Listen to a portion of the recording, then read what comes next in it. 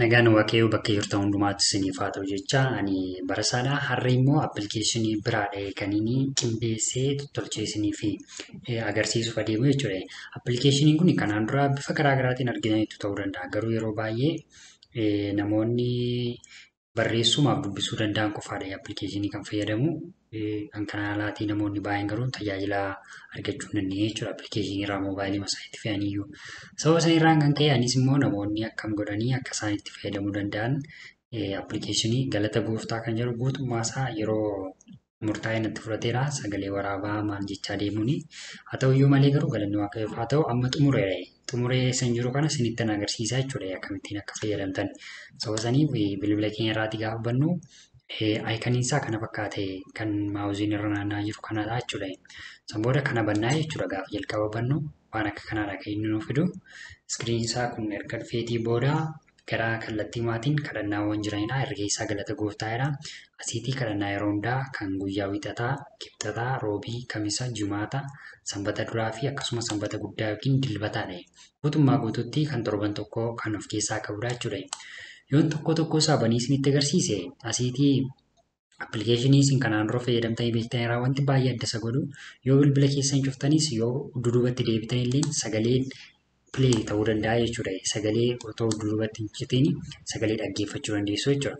Sagaleen kun immoo eessaatii dhufaa yoo jettanii moobaayilii kanaa fi sooftiweerii kana keessatti yoo keenye bakka bal'aa fudhachuu danda'a. Sababni isaa daqiiqaa 5, 6, 7, 8 fa'aa daqiiqaa gurguddaadha kan inni qabatu sababa ta'eef sagalee waraabbiin sababa sana irraan kan ka'e intarneetii irra kan keenye intarneetii sana irraatii aksees godhaa jechuudha. Daqiiqaa muraasa booda pilee gochuu jalqabaa jechuudha kunimti.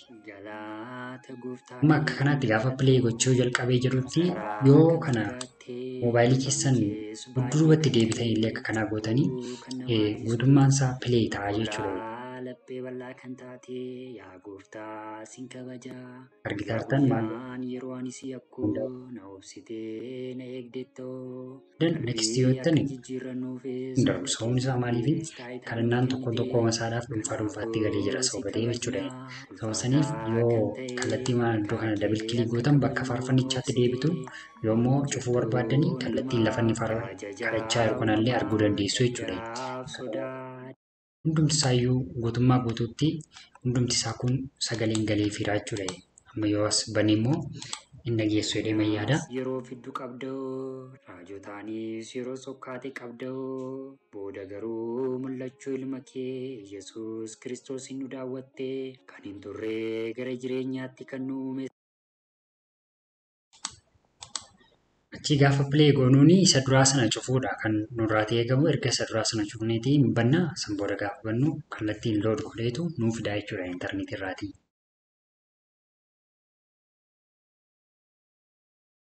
Kunoo galata gooftaa kan guyyaa gaafa roobii jedha.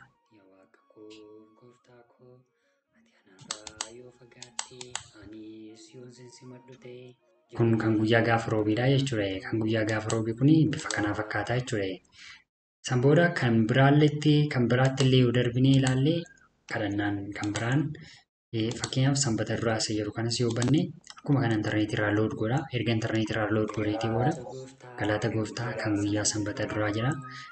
Yoo barbaadan barreeffama kana dubbisuu danda'u yoo dubbisnu sagalee dhaggeeffannaan immoo sagalee kana bifa salphaa ta'eetiin akkasittiin baay'ee kan namatti tolutti kan qindaa'edha jechuudha. Duubatti yoo deebines yoo seennee ilaalles haaluma salphaa ta'eetiin kan hordofuu dandeenyu sagantaa biraatii beekuu dandeenyu baay'ee nu fayyada jechuudha.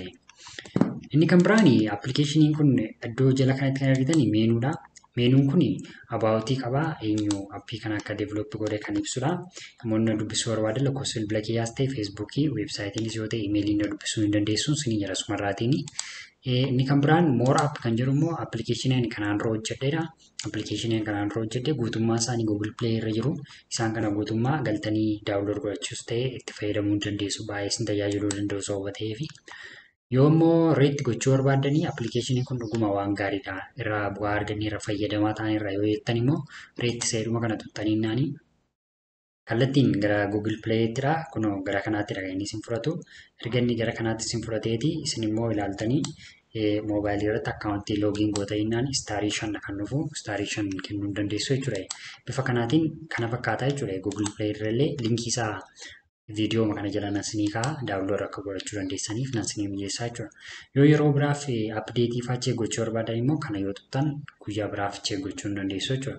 Appilikeeshinii kana immoo nama biraaf dabarsanii sheer gochuu barbaadanii sheer kan jedhu kana xainaanii namoota biraaf akka isaanii daawunlood godhachuu danda'an taasisuu hin dandeessu jechuudha. Yoo xumurtanii egziit gochuu barbaadan immoo kallattiimaan kana yoo tuttanii cufuu barbaaddu jira eeyyee yoo jettanii appilikeeshinii kana cufnee baanee jechuudha.